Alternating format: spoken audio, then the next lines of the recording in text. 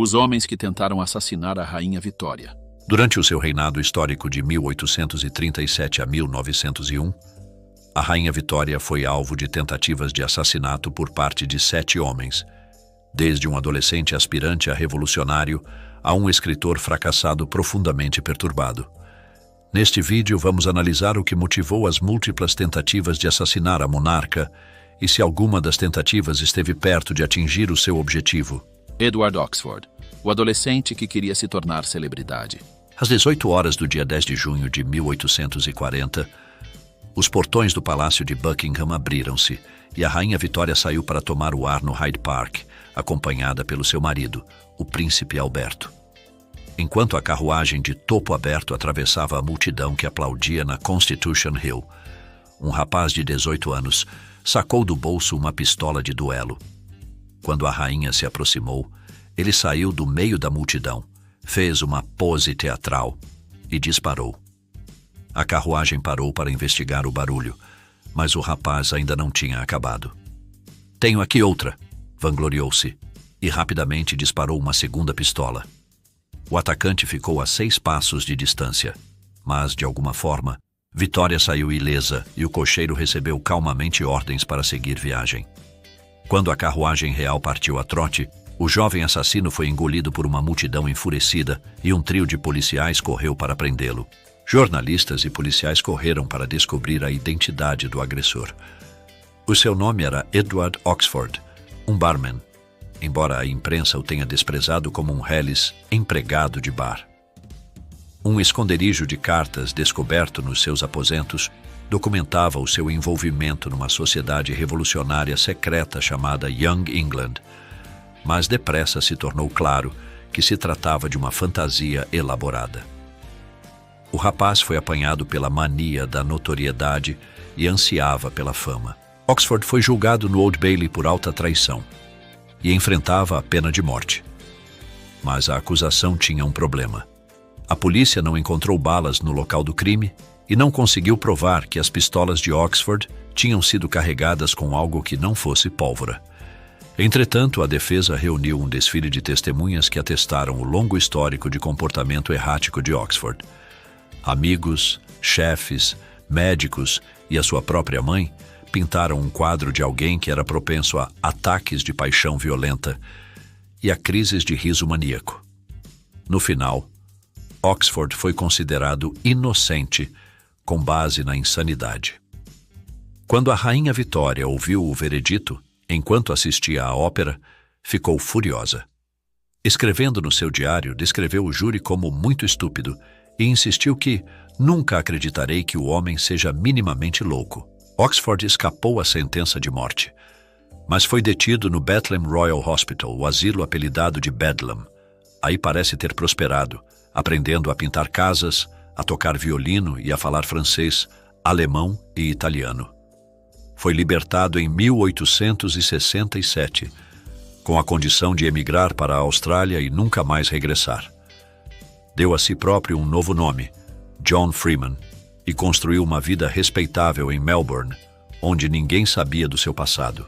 John Francis, o malandro que falhou uma vez e depois tentou de novo. Carpinteiro de profissão, John Francis trabalhou com seu pai no Covent Garden Theatre, construindo cenários e efeitos especiais.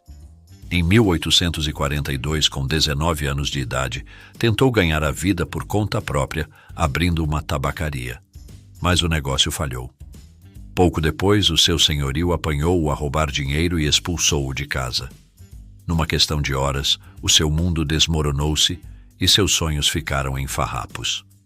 Num estado de fúria e desespero, comprou uma pistola e, a 29 de maio, dirigiu-se ao Palácio de Buckingham. Quando a carruagem do casal real regressava do seu passeio noturno, Albert avistou Francis que tinha apontado uma pistola à carruagem. No entanto, nenhum dos guardas viu Francis e este fugiu. Informado do sucedido, o primeiro-ministro, Robert Peel, incitou a rainha a permanecer no palácio até que o misterioso pistoleiro fosse detido, mas Vitória insistiu em sair no dia seguinte. Alberto acompanhou-a, observando ansiosamente a multidão em busca do rosto do patife. Não precisou procurar muito. Quando a carruagem chegou a Constitution Hill, o mesmo local onde Oxford tinha atacado a rainha 2 anos antes, Francis avançou, de pistola na mão, e puxou o gatilho. O tiro provocou o pânico na multidão. Mas mais uma vez, a rainha não sofreu ferimentos, e o atacante foi rapidamente detido.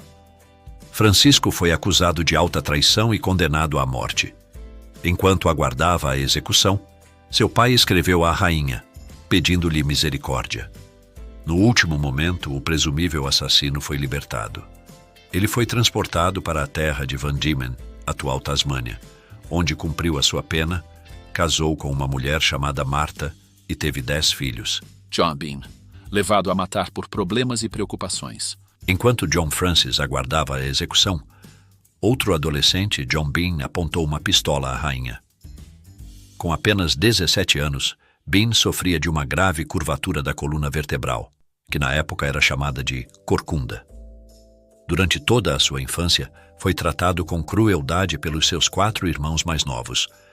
Finalmente fugiu de casa e começou a viver na rua. No domingo 3 de julho de 1842, Bean juntou-se à multidão à porta do Palácio de Buckingham. Quando a carruagem da rainha passou, levantou uma pistola enferrujada e apertou o gatilho. Ouviu-se um clique, mas não houve disparo. Um jovem transeunte com olhos de águia viu a arma e arrastou Bean até um policial próximo, mas o agente presumiu que os 2 rapazes estavam fazendo uma brincadeira e mandou-os embora. Quando a polícia se apercebeu do seu erro, começou a reunir todos os rapazes com a coluna vertebral curvada que encontrou. A imprensa gozou alegremente com esta estratégia grosseira, mas, surpreendentemente, deu frutos. Bean foi encontrado escondido na casa dos pais e preso. Contou aos visitantes da sua cela de prisão que não apontou a pistola para a carruagem, mas para o chão, sem outro objetivo que não fosse o de ser detido, pois estava cansado da vida. No julgamento de Bean, o juiz concluiu que ele não tinha qualquer intenção de fazer mal à rainha e que apenas queria obter uma notoriedade ignominiosa ou um asilo para o resto dos seus dias. Foi considerado culpado, mas condenado a apenas 18 meses na prisão de Millbank. Na verdade, o governo quis minimizar este episódio com receio de que pudesse inspirar ainda mais ataques. Depois de cumprir a sua pena, Bean trabalhou como joalheiro e casou-se 2 vezes, mas continuou a sofrer de problemas de saúde física e mental. Finalmente, em 1882, suicidou-se ao ingerir uma overdose de ópio. Numa carta emocionada dirigida à sua mulher, concluiu com tristeza: "Tenho mais pecado do que pequei e toda a minha vida tem sido de problemas e preocupações." William Hamilton, um ato de revolução ou uma tentativa de uma nova vida? Os 3 primeiros atacantes de Vitória eram todos rapazes londrinos, adolescentes que tinham crescido a uma curta distância do Palácio de Buckingham. O 4º nasceu na Irlanda e emigrou para Londres na década de 1840, quando tinha 20 anos. Tal como muitos outros imigrantes irlandeses, William Hamilton encontrou em Londres um lugar difícil para sobreviver, ficando frequentemente sem trabalho. Em 19 de maio de 1849, seguiu as pisadas dos atacantes anteriores da rainha e posicionou-se na Constitution Hill, andando ansiosamente enquanto aguardava a carruagem de Vitória. Quando esta se aproximou, Hamilton tirou uma pistola do bolso das suas calças de bombazina esfarrapadas, apontou para o seu alvo e disparou. A rainha perguntou a um dos seus criados de Libré o que tinha causado o barulho, e este teria respondido que Vossa Majestade tinha sido atingida por um tiro. Mais uma vez, Vitória saiu ilesa. Os motivos de Hamilton eram difíceis de discernir. Ao contrário de outros atacantes de Vitória, ele fugiu das luzes da ribalta e fez poucas declarações. O seu ataque ocorreu numa altura de fome generalizada e de crescente tensão política. As revoluções na Europa e o movimento cartista no país começavam a representar uma séria ameaça para a monarquia, e algumas cartas enviadas ao Ministério do Interior alegavam que Hamilton fazia parte de um grupo de revolucionários irlandeses que estavam a conspirar para derrubar a rainha. A polícia, no entanto, não encontrou provas deste fato. Outros documentos especulavam que Hamilton desejava ser transportado para a Austrália, onde poderia começar uma nova vida. Se assim foi, conseguiu o seu desejo. Ele foi condenado a 7 anos, os primeiros 5 dos quais passados num navio de condenados perto de Gibraltar, antes de ser enviado para Fremantle, na Austrália Ocidental. Robert Pate, o excêntrico inofensivo, que conseguiu fazer correr sangue real. O quinto possível assassino de Vitória foi o primeiro a conseguir efetivamente fazer seu sangue correr. Em 27 de junho de 1850, a rainha foi atacada quando saía da mansão do seu tio em Piccadilly. A rainha descreveu o sucedido no seu diário pessoal.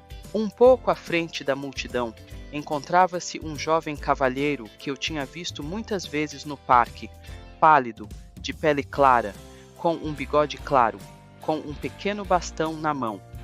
Antes que eu soubesse onde estava ou o que tinha acontecido, ele deu um passo em frente e eu senti-me violentamente atirada por um golpe para a esquerda da carruagem.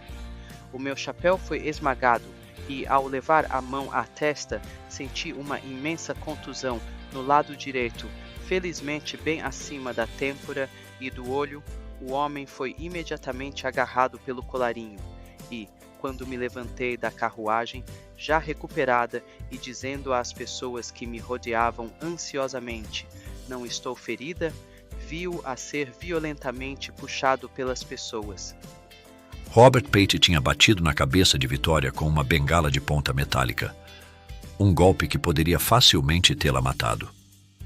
Ao contrário dos anteriores agressores da rainha, ele pertencia a uma família abastada e era reconhecido como um cavalheiro. Durante um período em que serviu no 10º Regimento de Hussardos, Pate desenvolveu problemas de saúde mental e foi autorizado a demitir-se discretamente da sua comissão. Ao mudar-se para Londres, viveu num apartamento elegante, por cima dos armazéns Fortnum e Mason, no West End. O seu estado mental continuava a deteriorar-se e era frequentemente visto a dar passos imitando um ganso nos parques da zona oeste de Londres, agitando a bengala como uma espada. Um policial apelidou-o de Cut and Thrust, mas considerou-o um excêntrico inofensivo. Há rumores de que a riqueza e o status de Pate levaram a um tratamento preferencial na prisão. Um mestre alfaiate foi autorizado a fazer as suas roupas. Foi-lhe atribuído um quarto privado e tinha costeletas de carneiro ao jantar. Apesar disso, recebeu a pena máxima: 7 anos de prisão na Tasmânia. Depois de cumprir a sua pena, casou com uma herdeira australiana e regressou mais tarde a Londres. Arthur O'Connor, o jovem audacioso que desejava a morte de um herói. Passariam 22 anos antes do próximo ataque à rainha. Durante esse período, Vitória ficou devastada com a morte do príncipe Alberto e retirou-se da vida pública. Em 1872, porém, foi persuadida a participar de uma grande procissão por Londres, que culminou numa cerimônia na St. Paul's Cathedral. Enormes multidões reuniram-se para receber a rainha de volta à capital, entre elas o seu 6º possível assassino. Arthur O'Connor, de 17 anos, tinha sangue radical nas veias. O seu tio trisavô era um revolucionário irlandês, enquanto o seu tio-avô, Feargus O'Connor, apelidado de Leão da Liberdade, tinha sido uma figura de proa do movimento cartista. Sonhando em seguir as suas pisadas, o jovem O'Connor concebeu um plano audacioso. Em frente de milhares de súditos, apontaria uma arma à cabeça da monarca e obrigaria a rainha a assinar um documento que libertaria um grupo de prisioneiros republicanos irlandeses que lutavam pela independência. Arthur estava ansioso por ter uma morte de herói. 2 dias depois de uma tentativa falhada de emboscar Vitória no interior de St. Paul's, O'Connor dirigiu-se ao palácio de Buckingham, onde pulou a cerca enquanto os guardas estavam distraídos. Quando a rainha regressou à casa, ele correu para a carruagem dela, mas, antes de poder pôr o seu plano em ação, foi agarrado por John Brown, o amado criado de Vitória. Longe de se provar um herói radical, O'Connor foi ridicularizado pela imprensa como um jovem desequilibrado e publicamente denunciado pelo movimento republicano irlandês. Ele declarou-se culpado e foi condenado a 1 ano de trabalhos forçados e a uma surra. A rainha Vitória escreveu ao primeiro-ministro para reclamar da extrema leniência da sentença, preocupada que tais ataques pudessem ser tentados repetidamente e acabar mal algum dia. Para apaziguar a rainha, o governo fez um acordo com O'Connor. Ele concordou em deixar o país e viajar para a Austrália, onde se esperava que permanecesse exilado. No entanto, menos de um ano depois, ele embarcou em um navio para a Inglaterra e retornou sensacionalmente ao Palácio de Buckingham. Mais tarde, explicou que esperava ser morto pela polícia e passou grande parte do restante de sua vida em asilos. Roderick MacLean, o escritor fracassado que via inimigos em todos os lugares. Em 1882, Roderick MacLean disparou um revólver contra Vitória quando ela saía da estação ferroviária de Windsor. A rainha retornava ao castelo depois de uma curta viagem a Londres. Mas, para seu agressor, este era o fim de uma jornada muito mais longa e triste. MacLean nascera em uma família próspera de classe média. Seu pai era dono da popular revista Fun, rival da Punch, e Roderick cresceu sonhando com uma carreira literária. Infelizmente, a família perdeu sua fortuna, e um golpe acidental na cabeça do jovem MacLean causou uma mudança marcante em sua personalidade. Ele começou a ver inimigos por toda parte e ficou fascinado pela cor azul e pelo número 4. Incapaz de encontrar um emprego, MacLean vagava pelo país indo de um asilo ou hospício para outro. Suas irmãs lhe enviavam dinheiro, mas ele acreditava que tinha direito a mais. Ele ficou cada vez mais obcecado pela rainha e, tendo comprado uma pistola de um lojista em Portsmouth, caminhou até Windsor. Enquanto esperava o trem da rainha, MacLean escreveu uma carta para a irmã, dizendo: Eu não teria cometido este crime se você, como deveria ter feito, tivesse pago os 10 shillings por semana, em vez de me oferecer a pequena e insultuosa quantia de 6 shillings por semana e esperar que eu vivesse com isso. Então, você percebe o grande bem que um pouco de dinheiro teria feito se não tivesse me tratado como um tolo e me colocado mais do que nunca contra aqueles aristocratas inflados, liderados por aquela velha senhora, a senhora Vick, que é uma ladra maldita em todos os sentidos. Após disparar seu revólver contra a rainha e errar, MacLean foi capturado e enviado para o hospital psiquiátrico Broadmoor. Lá permaneceu pelo resto da vida. O atentado de MacLean foi o último contra a vida de Vitória.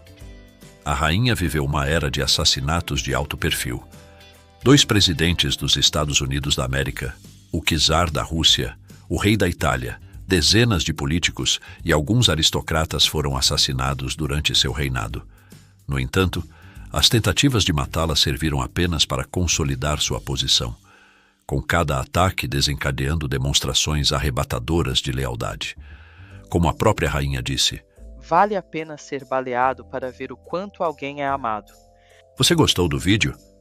Ative o sininho para receber notificações toda vez que um vídeo for lançado.